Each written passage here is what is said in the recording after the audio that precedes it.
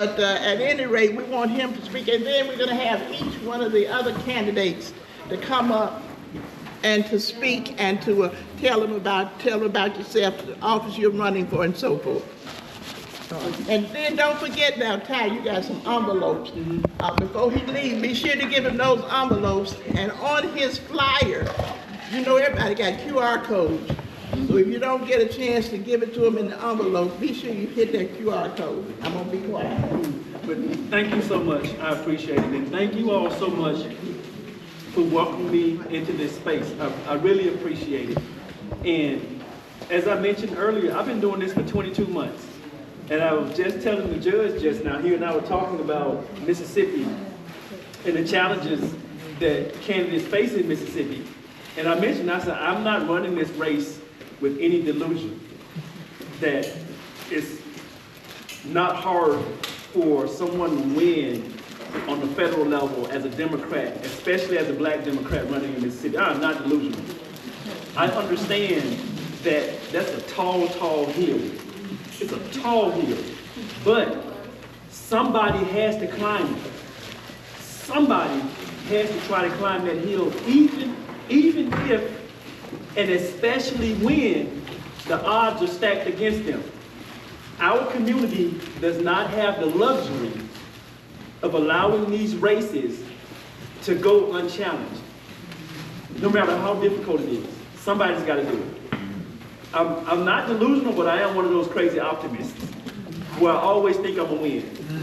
One, because I got God on my side. Hello. I always feel like I'm gonna win. And when I say win, this is what I mean. I don't mean that even if I might be unsuccessful at some point in my life in an endeavor, I still win. I still win because I tried, because not everybody has the courage to put themselves out there.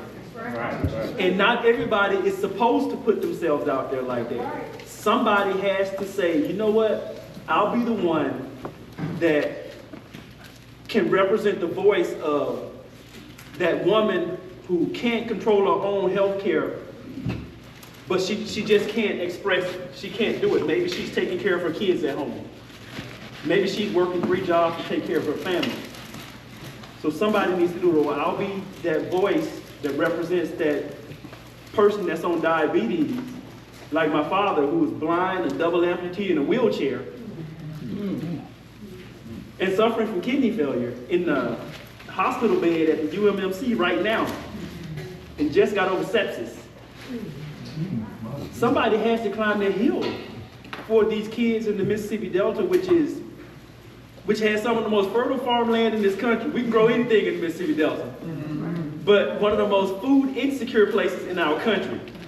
How do those two things match up in the United States of America, where you can grow in the entire United States of America, 50 states?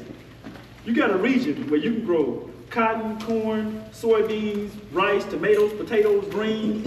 You can grow anything. Beans. You can grow anything in the Mississippi Delta. Cactus. You can grow anything. You can grow anything in the Mississippi Delta. And everybody acknowledges that it's the richest soil in the country because it's right next to the Mississippi River. Yet, it's one of the most poverty-stricken, food insecure places in our country. For me, it comes to a point where we have to be honest with ourselves and say it's not by chance. That is why I'm running. Because I was one of those kids that walked to the local high school in the summer with no shoes on those hot rocks to get that free meal from that public assistance when we had a Democratic governor and a Democratic senator in the 80s that accepted that money. I was one of those children whose parents couldn't afford a pair of shoes in the summer, and I was getting that 2 pieces of chicken and them French fries, and my stomach was full. And I was fed enough each day where I could learn. In school, if you ain't feeding the child, that child can't focus on learning math and science and English. But neither one of my parents graduated from high school. My mom, she dropped out when I was 15 to give birth to me, and she never went back. She sacrificed absolutely everything for me. Sitting in the hospital with my dad right now, watching him. And my father, he didn't even get past the 6th grade. Never even learned how to read. But because of the resources that those two Democratic elected officials allowed, when we had Democratic governor in the 80s, allowed to get down to the local level, I was able to eat and learn and become the first person in my family to graduate high school and attend college. And stand here now before you with 2 law degrees. All right. All because somebody gave me 2 pieces of chicken and some French fries in the summertime. That's how important it is that no matter how steep the hill is, somebody has to climb it. And I'm climbing it for y'all. Not for me. It ain't about the money. I served 21 years in the military. I got a nice pension. That I wake up to every single month. I wake up with a smile on my face every month. The United States military saying, thank you for your service, here you go. And I'm like, I'll take it. But I'm running because I understand our communities. And I understand our state. And I understand why everybody's hand goes up in rooms all across the state when I ask this simple question. Who in here, and I ask it in churches, in union halls, from DeSoto County to Harrison County, from Lauderdale County to Clinton County, I ask this one simple question. Who in here is sick and tired of our state always being the last state to do the right thing? Always. I know it. And that is why, that's why I'm running, and that's why I'm climbing this hill that people think can't be climbed. Because it can be. And I'm gonna tell you why I know it can be climbed. And I'm gonna tell you why I know we can succeed. Georgia, 2 states over.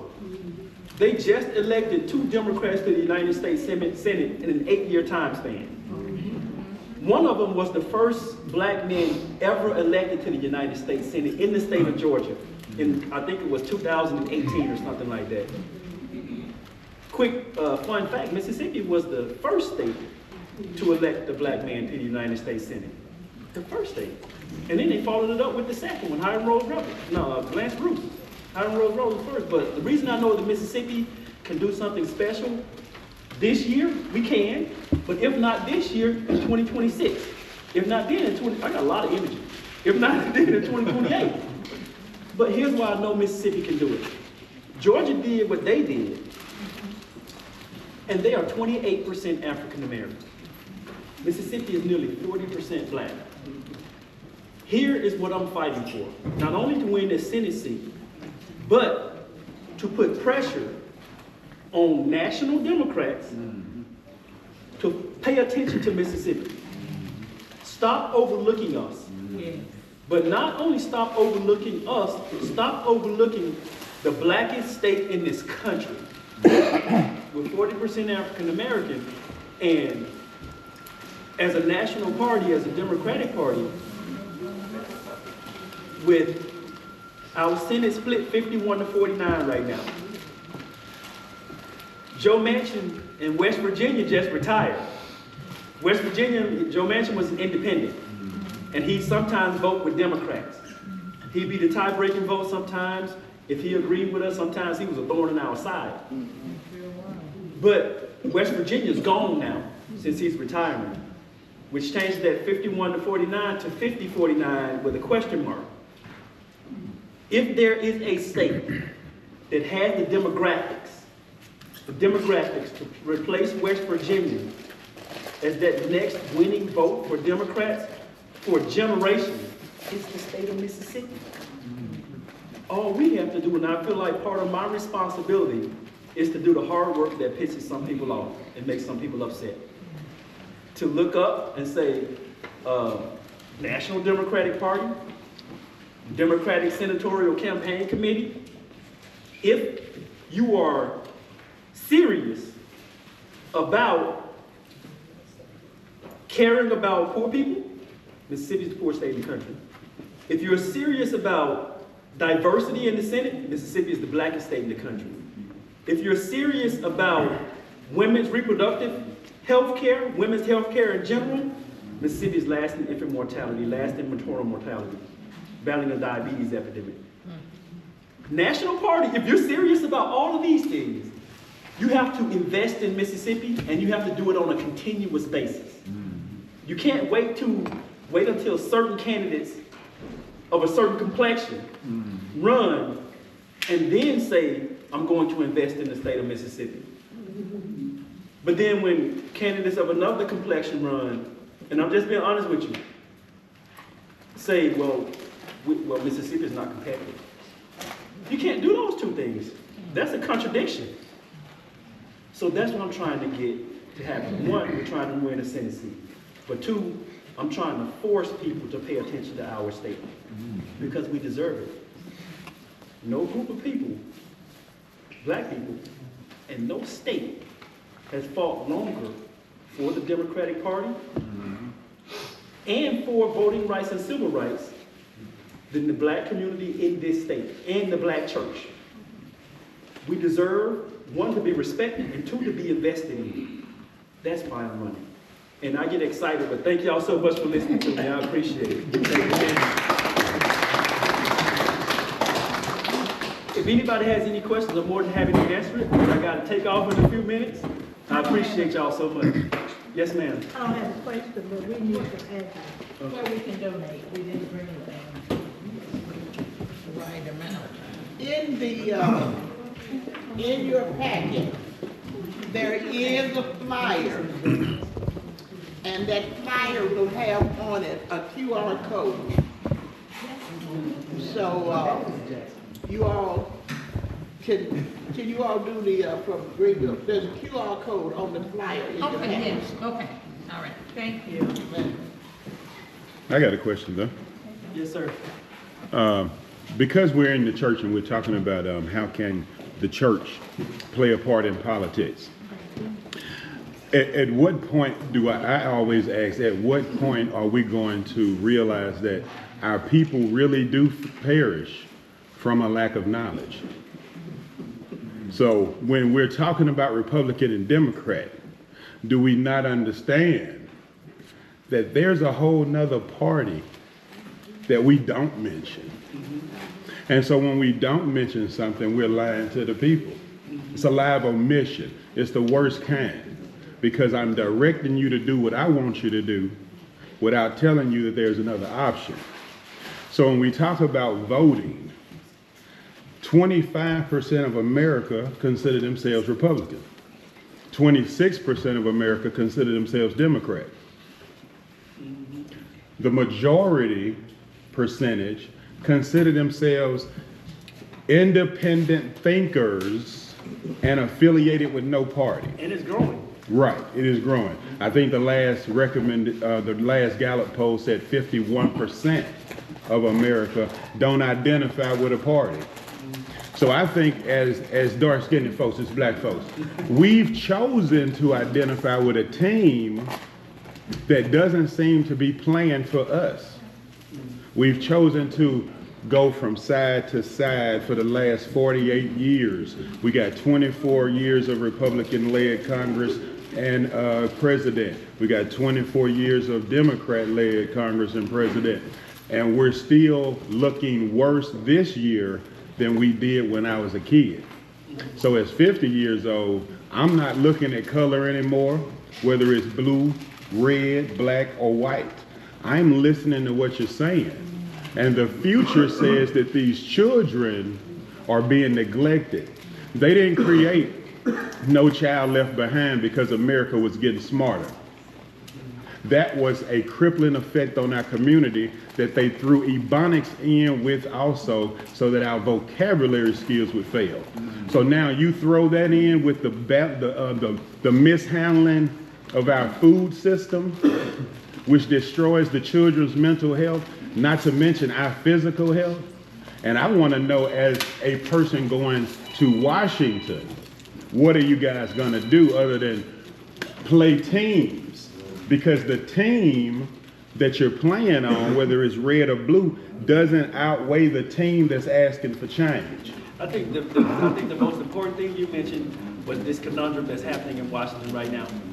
I'm a Democrat, but here's what, like you said, we have people, I think, not all, but too many people that are in Washington right now, career politicians that don't have courage.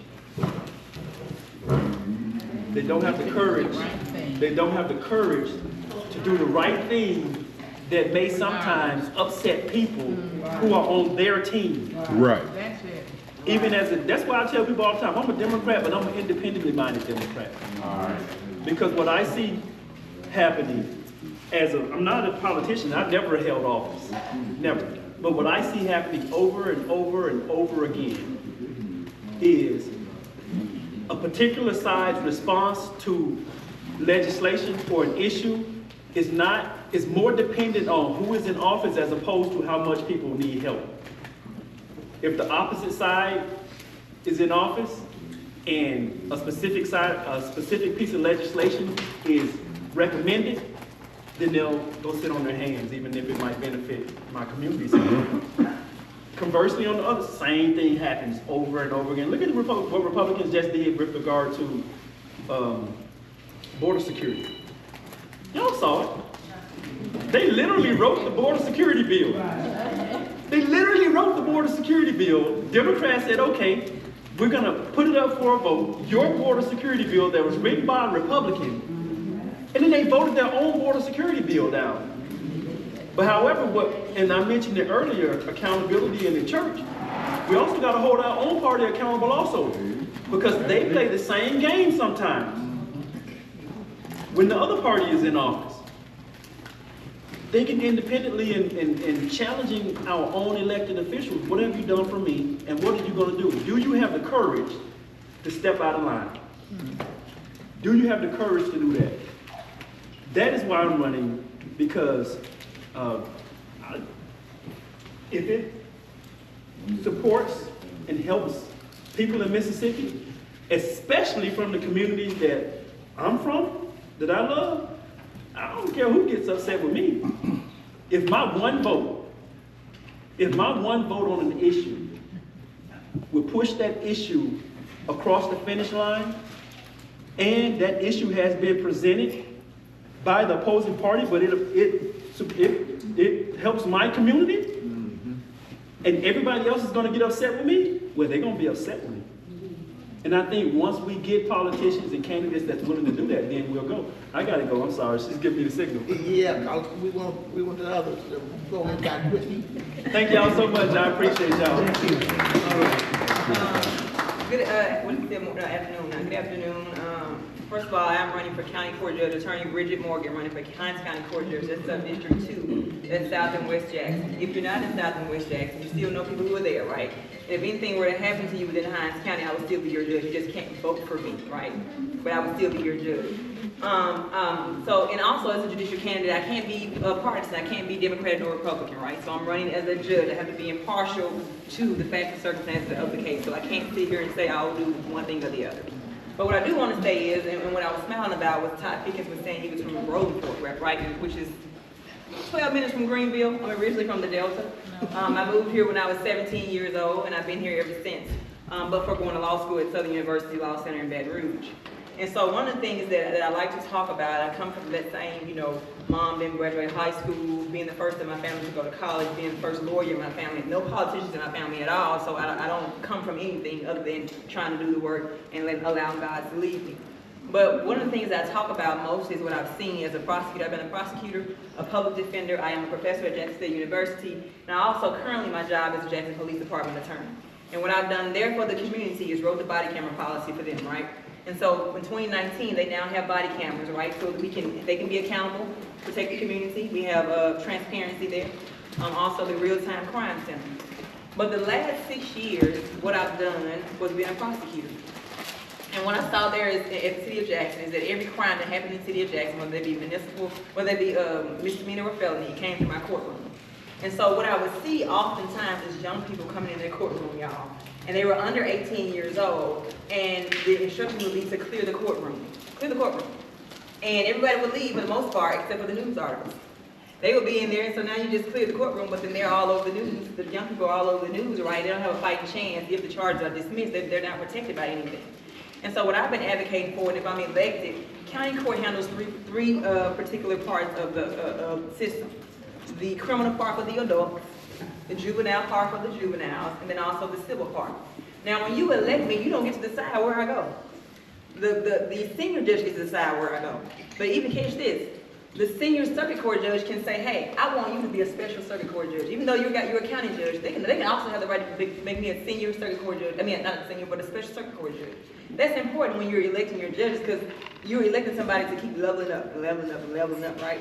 And so you want to understand their values, integrities, and principles, who they really are, right? And so I'm advocating for hearings, right? And if we have those hearings to decide if they should be charged as adults or if they should not. Let's say they should be charged as adults, right? And we keep them covered. And then as a part of their bond conditions, we put them in job court, right? That's a great idea. So I said, okay, well, let me make sure this works. I don't want to sell pipe dreams.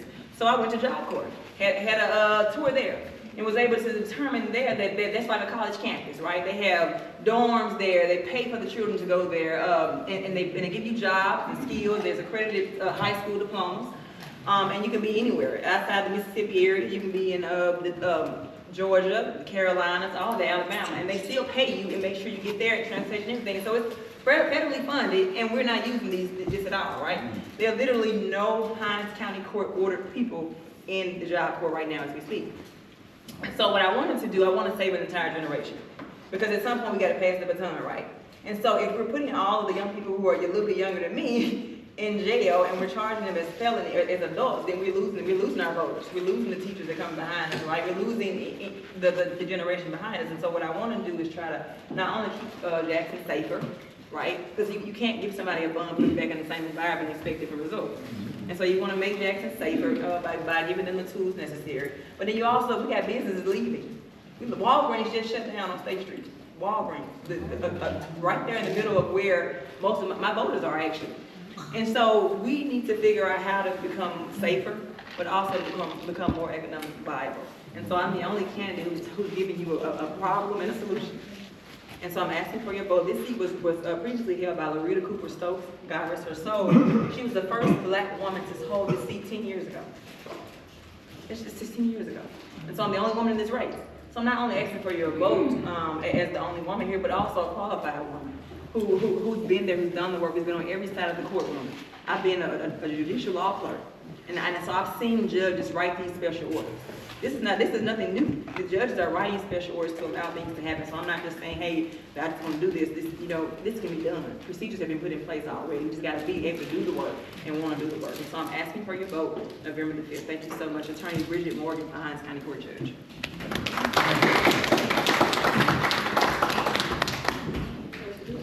Want to take questions?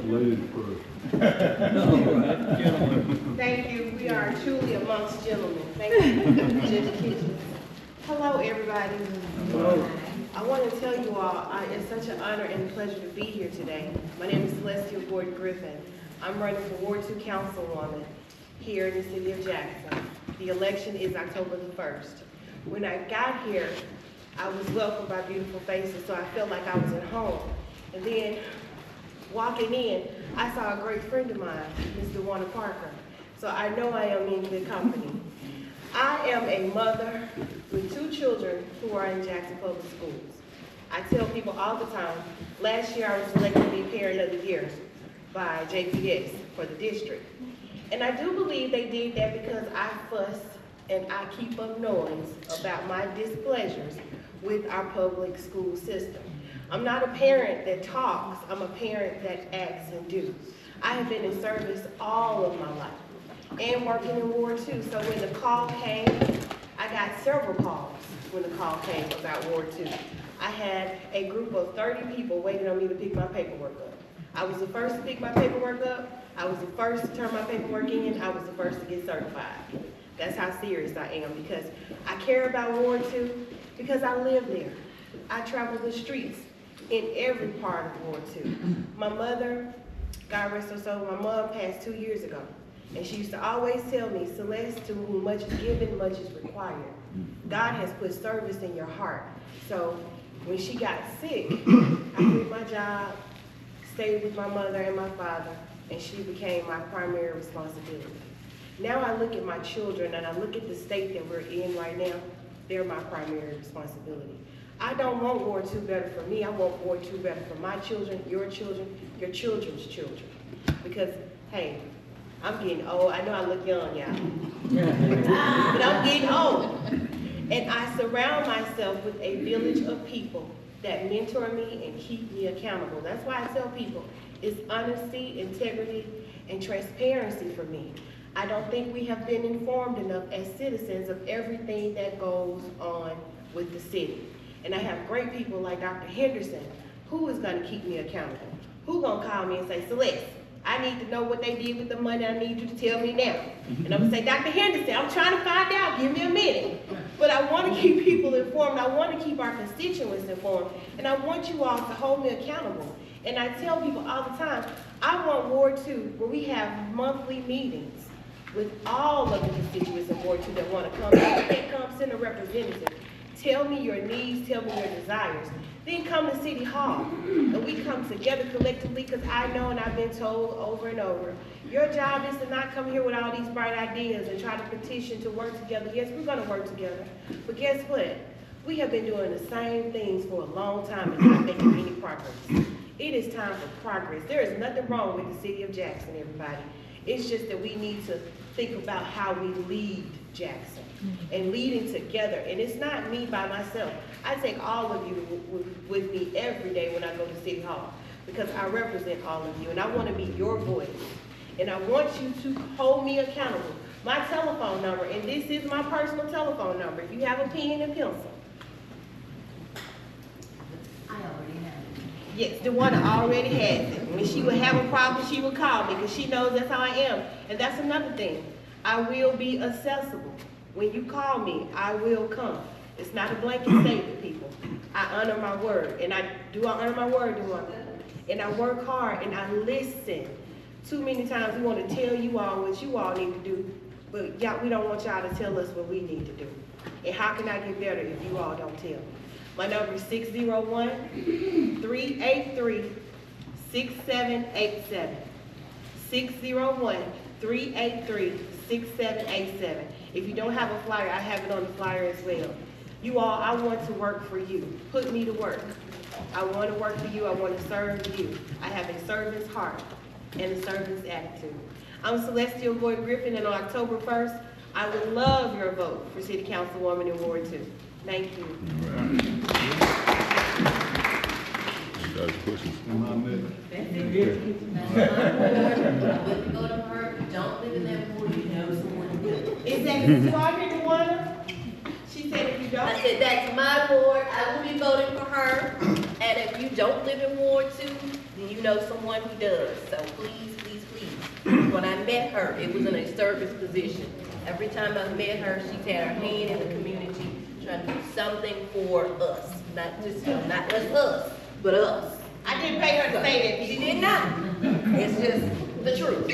So that's what we want to know. She is about her business. Any more ladies before I proceed? The floor is yours. Thank you, ma'am.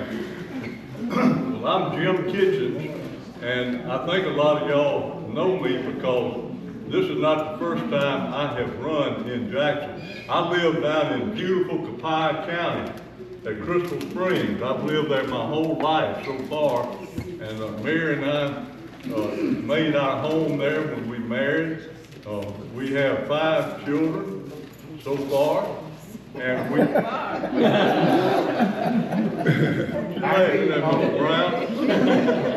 You wouldn't want to vote for a man that didn't have confidence in himself. There you go. There you go. But we got these 5 grown children. They all stayed there close by to their mama's cooking. And we have 13 grandchildren, and they live down there too, also, except the ones that are in college now. So I'm a country boy come to town. In 2008, I had been practicing law for 41 years. I had 3 sons who were practicing law with me, which was a dream come true. I thought those boys wouldn't go to law school, but they did. And the sisters were too smart to go to law school. They got 2 sisters that didn't do that. But anyway, I was on top of the world, working with my boys, happy as I could be. And a bunch of lawyers came to me and persuaded me, it didn't take much persuading as to the reason for it, that the Mississippi Supreme Court was not on the right track as far as the ordinary common people of the state of Mississippi were concerned. People would get a verdict somewhere for a car wreck, and the Supreme Court would knock it down. Somebody would get have a trial that wasn't fair on the criminal side, the Supreme Court would uphold it. So, you know, it was kind of out of whack. And I got convinced to run against the Chief Justice of the state of Mississippi. And it must have been something I was supposed to do because I won that race. And that was in 2008. I might inject here that one reason I won was because of a congressman named Benny Thompson, who endorsed me then. He endorsed me the second time I ran, and he has endorsed me this time. So Congressman Thompson knows what he's doing, and I'm so honored to have his support, and I just am so proud of it. I had to tell you that, but I was with him last night, and I'm just amazed at what he has accomplished in Washington. But I'm not here to make a speech for him, though I could. I was re-elected. I had every race I have opponents. I had a Republican, well, we don't run as Republicans or Democrats, but I know who the Republican, I know a Republican when I see one. So the Republican hierarchy of the state, starting with Haley Barbour in 2008, said that the race that I was running against the Chief Justice was the most important race in the state, and he was raising money for the Chief Justice that I was running against. Same thing happened 8 years ago when I had another Republican opponent who, you know, he wasn't saying he was a Republican, but everybody knew he was. And when Trump came to town, he was up on the platform with him. And when, you know, I wasn't up there.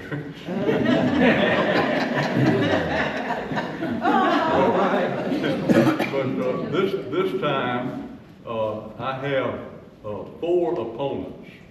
And the one that the Republican hierarchy is backing is a Republican senator. She's a lady in the state Senate. And the Republican, Delbert Holzman, sent out a letter to thousands of people raising money for this lady, and that's his privilege. He can do that. This is America. He can support whoever he wants to support. But I'm telling you that the principal opposition I have is coming from that same source, and so I'm back where I've been in the last 2 elections. The people of Hinds County and Jackson have been good to me. The first time President Obama brought out votes like nobody else ever has before. And President Obama caused me to have a better vote than I would have had otherwise. Because in 2008, I got 65% of the vote in Hinds County. I'm so proud and honored to have received that. I'm very humbled by that. The next time, President Obama, you know, we run every 8 years, so I wasn't on the ballot in 12 for his second time. But in 2016, that's when Ms. Clinton was on the ballot, and we had a fall off, a big fall off. People stayed at home, and a lot of them just didn't vote. But I got 60% that time, which is still something to be proud of. Folks, this time, in order to beat these 4 people, I really need about 70 or 75% in Hinds County. All right. Now, somebody said, one of the speakers, that I enjoyed this program so much today. It was just very informative and timely, and I didn't hear anything I disagreed with out there. But somebody said they don't teach civics anymore in the schools like they used to. And so I'm gonna give you a quick little civics lesson about your Supreme Court. You have a 9-member Mississippi Supreme Court. It's the highest court in our state court system. You know, we have a federal system and a state system, and they're kind of parallel systems. But in the state system, that affects you a lot more than the federal system normally would. But in the state Supreme Court system, judicial system in Mississippi, the Supreme Court is at the top of the heap. And we have the Court of Appeals, which is a good court. It's in the same courthouse with us. It was established about 30 years ago to take a lot of the caseload off of the Supreme Court, because the Supreme Court was just overwhelmed then back in the mid-90s. So the State Court of Appeals was established, and they kind of function as a division of the Supreme Court. And they've made a big difference in the timeliness of the cases and how soon they can get out. But that said, these 9 members on the Supreme Court are elected. We elect all of our state court judges except for the municipal courts. The municipal court judges are appointed by the governing authorities of the towns and cities in the state. The justice court judges are elected, county court judges are elected, circuit and chancery, Court of Appeals, and the Supreme Court, all elected. Now, we have the longest terms in state government. I already told you we have 8-year terms. So there are 3 districts in the state, the northern, central, and southern. They are the same districts from which last year we elected the Public Service Commissioner and the Transportation Commissioner. They use the Supreme Court districts, and those districts are roughly the same in population. The Central District, where you and I live, has 22 counties in it. That's the smallest number of counties because the population of Hines and the surrounding areas of Rankin and Madison swell the population in the Central District so much. The Southern District, I think, has 28 or 29 counties. The Northern District has 33 counties. So they're more sparsely populated up there. But each one of those districts elects 3 justices every 8 years. The terms are staggered so they don't all run out at the same time. So this year you've only got 1 race in the Central District, and that's my race.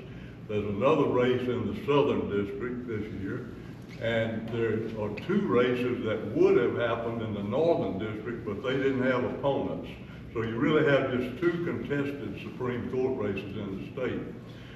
Once we are elected from those districts and we're sworn in, we serve the whole state. So when I get back over to the courthouse in a little while, I may be looking at a case from Gulfport, and then 30 minutes later, I may be looking at a case from Corinth or Hernando, because, as I say, we serve the whole state. The court is important to you because it affects you. Now, I didn't agree with much that Scalia said when he was on the Supreme Court of the United States. You remember, Justice Scalia was very outspoken,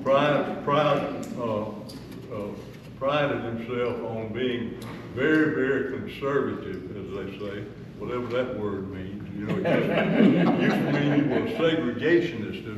When I first started hearing the word conservative, when people like Ross Barnett were saying how conservative they were, that meant what a good segregationist they were. But if you're going to be a conservative, like this lady from Neshoba County says she is, and that was running against me this time, she says she's a constitutional conservative. I don't think the lady knows what that is. But she is a real estate lawyer. She closes loans on houses for people. I talked to both of the circuit judges over there where she lives and practices law, and they said they never did see her in circuit court. She didn't come to circuit court. So that's the main place we get our appeals from. Most of our work at the Supreme Court comes from circuit court. All of the cases that we see at the Supreme Court, somebody else has already tried those cases. We don't get cases that are new cases. We can't initiate cases in any shape, form, or fashion. So 100% of the cases that come to us have been tried, maybe in Jackson, maybe in Vicksburg, maybe in Gulfport or Meridian, but they've been tried somewhere else in the state and somebody has appealed them to the Supreme Court. That's where our work comes from. We never have any witnesses at the Supreme Court. We don't have a court reporter up there because we don't need one because there's no testimony taken. Everything we decide is based on what happened in the trial court and whether it was right or wrong in the trial court. So that's what we do, and I started telling you how important that is to you.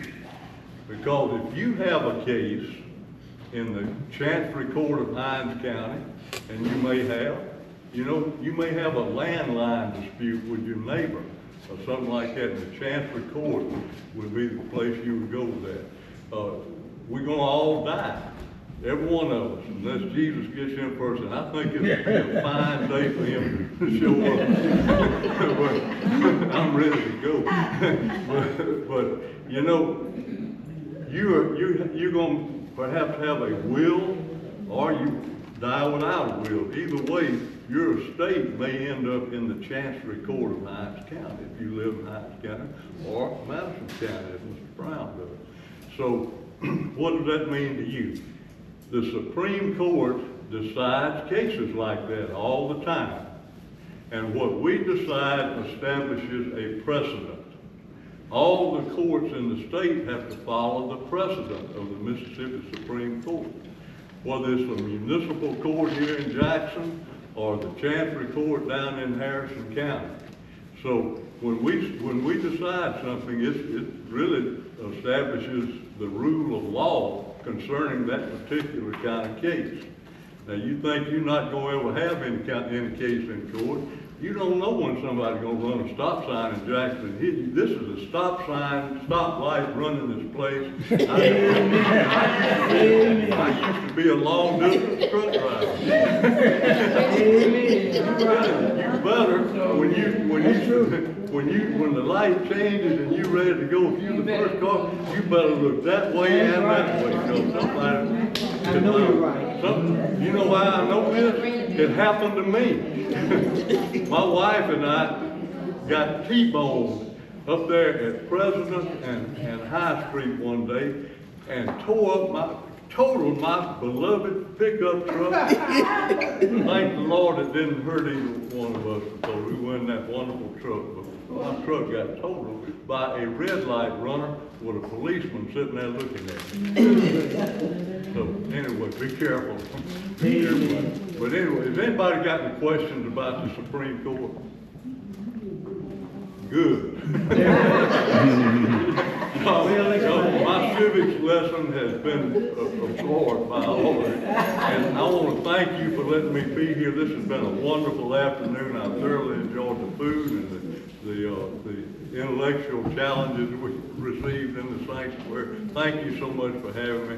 And please, tell somebody you saw old Jim Kitchens and he seemed like he still had some sense left. I do have a question. Yes, sir. I thought you might. Yes, I do. Curtis Williams again, Project Humanity News. Yes.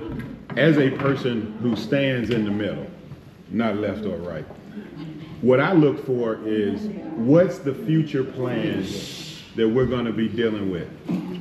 The future these children are looking for has been hindered so much by our elders and our stuck in our old ways, our refusals to change, our refusals to accept new ideas, our constant team effort to stay on a team effort. So when I'm looking at when you're asking us to vote for you, sir, and this is not a stab at you, it's more of a stab at my mother and the understanding of her nature as an elder. It's harder to get you guys to see what we see as younger people. It's even harder to get you to see what our younger folks want for the future, not for our right now, but for their future. So as an elder older than me, how is that going to affect what these children are hoping to come out of the future? Because you're going to be ruling based on how you feel the law should be, just as you stated someone else did. Our children have been affected by that for so many years. I'm looking for change, for new faces, for gentlemen like yourself to be the mentors. If you guys don't step into mentorship and give us the leadership position, then what are our children going to learn from us if we don't know anything? I'm not real sure I understand how to. What I'm asking is, what I'm looking at is, we constantly see our politicians and judges not looking like our future. They look like our past. You guys should be mentoring, in my opinion. Why haven't we stepped into mentorship, but we're holding on like prideful elders? We don't want to let go of the power. I can only speak for myself. I have more law student interns in my chambers than anybody else at the Supreme Court. Why aren't they running? They are young people, sir. Why haven't you put one up? I'm mentoring young people, what I'm trying to tell you. And I am the one that if you have a high school senior or a junior or sophomore or a kid in elementary school and you want that class to have a good field trip, let them come to the Supreme Court. Who will help them when they get there? Jim Kitchens. I take them in the courtroom, I explain the court system to them in a way they can understand it. I make it interesting and entertaining for them, and I'm the guy up there that does that. Most of the others are, you know, they're nice people, but they don't do things like that. I have a big family. I have a lot of children in my family. I'm very conscious of everything you said as it affects those children who are my descendants. I have 17 descendants, thank God. No, 18. 5 children and 13 grandchildren. I'm hoping that they're going to be fruitful and multiply like I did. But anyway, I am very, very cognizant of the concept of mentoring young people. I have striven to do that myself. And you know, I try to encourage others to do likewise. That's the only thing I know I can tell you. I just don't see those mentorships being pushed forward. It's as if, well, you ain't been watching. No. Once again, I'm saying my mother, you know, is retired. Yes, sir. She's 73. We have politicians in office at 86, 89. We just lost one at 89. They didn't even put it on the news because it brings up age. Our youth, our middle-aged persons are badly represented in our today's political leadership. So if we're talking about change and moving forward, I would have been happy to see whoever, like 50 years old, under you running. Yes, sir. That would have been my like, he's pushing that guy. We're going forward. The youngest person we have had on the Supreme Court since I have been there was in his late 30s when he got there. Mm-hmm. I'm going to tell you the honest to God truth. He was too young to be on the Supreme Court. What you need on the Supreme Court is people of knowledge and wisdom. And you don't get wisdom by the time you're 35 or 36 years old. A lot of people some are wiser than others at that age. And I've seen some very wise young people, we all have. But the truth is, as a general rule, you want older people in a position of being on a body like the Mississippi Supreme Court, in my opinion. Yeah. Others may disagree. We've had other younger people up there.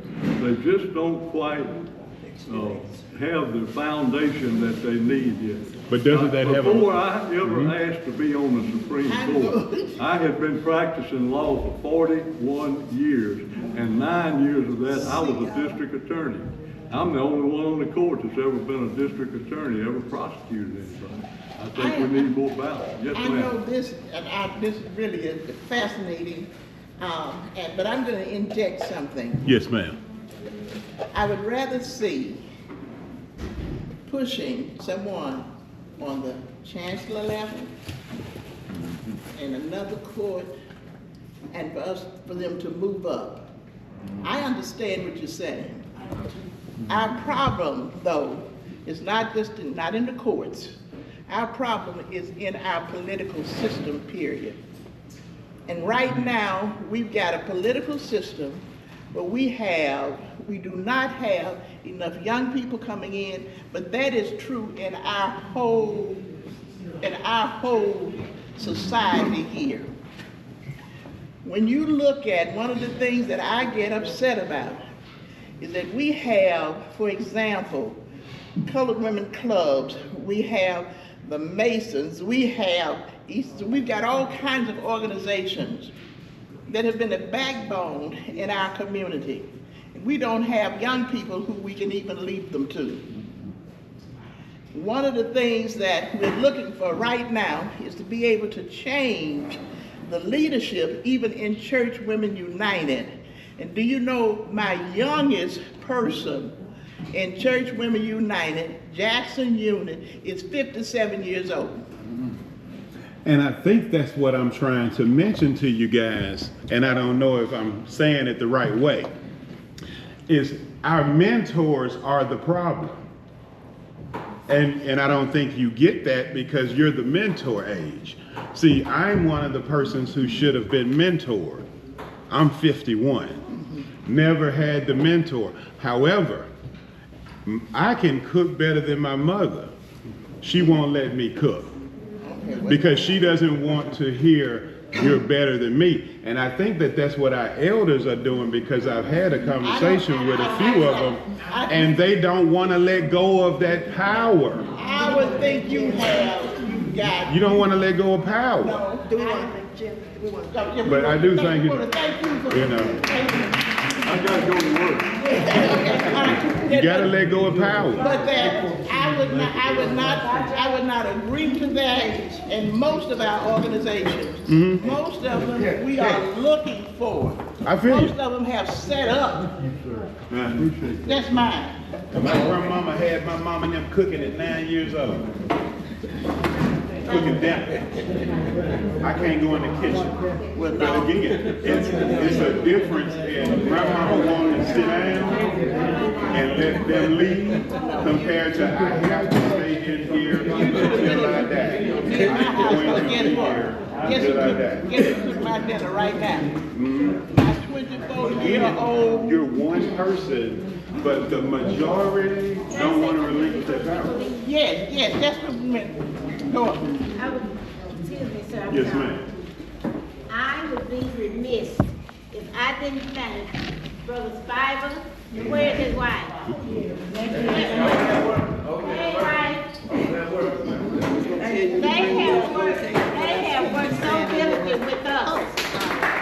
You all have been the perfect hostess. We thank you so much for Church Women United. Thank you so much. Thank you. Thank you. Don't forget the sun. I'm the news. Son. I'm not Okay. on nobody's side. I do news. Very. I don't like nobody but the right. All right, Doc.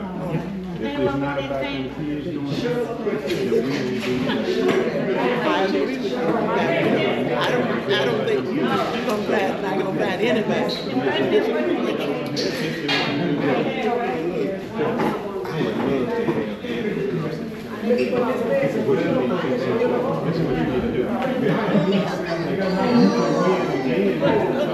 Look, I think what happened. No. Have you been in this? I understand. I understand. When